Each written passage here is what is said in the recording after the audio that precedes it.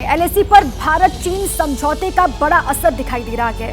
भारत चीन के सैनिकों की डिसएंगेजमेंट शुरू हो चुकी है। डेमचौक देपसांग में पॉइंट से वापसी हो रही है, ये जानकारी सामने आ रही है। और हमारे साथ संवाददाता आशीष भी जुड़ गए हैं, उनसे जानकारी हम हासिल करेंगे। लेकिन उससे पहले बड़ी खबर आप जान लीजिए। ये कहा जा रहा है कि भारत चीन के सैनिकों के बीच में जो डिसएंगेजमेंट का प्रोसेस है वो शुरू हो चुका है।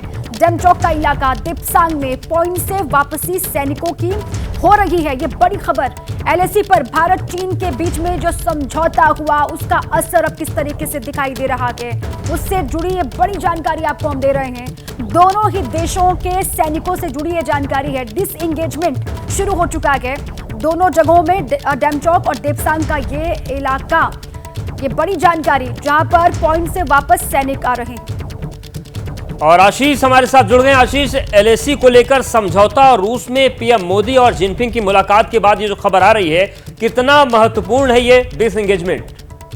देखिए, यही एक्सपेक्टेड था कि जब दोनों शीर्ष नेता रशिया में कजान में बायलैटरल मीटिंग के लिए मिलेंगे, उसके बाद ये भी तय हो जाएगा कि डिसएंगेजमेंट और डी एस्केलेशन कैसे करना है। उसके पहले इस बात का ऐलान कर दिया गया था कि पेट्रोलिंग पॉइंट्स को लेकर के सहमति बन गई थी। और अब ये बड़ी खबर आ रही है कि आखिरकार उस पर इनएक्शन शुरू हो गया है और फौजों ने अपने आप को पीछे खींचना शुरू कर दिया गया। जो शुरुआती जानकारी है उसके मुताबिक 2 पॉइंट्स हैं। जैसे अगर हम देपसांग की बात करें तो पेट्रोलिंग पॉइंट्स थे 10, 11, 11A, 12 और 13, जहां बताया जा रहा था कि पेट्रोलिंग को बाधित किया था चीन ने, यहाँ तक घुस आए थे। और उसके बाद अब ये खबर आ रही है कि 2 कम से कम ऐसे बिंदु हैं जहां से फोर्सेस अपने आप को पीछे खींचना शुरू कर दिया है पीएलए और भारतीय सेना ने, जो कि बड़ी राहत की खबर है। भारत और चीन के बीच में डिसएंगेजमेंट शुरू हो गई, अपने आप में बड़ी खबर है।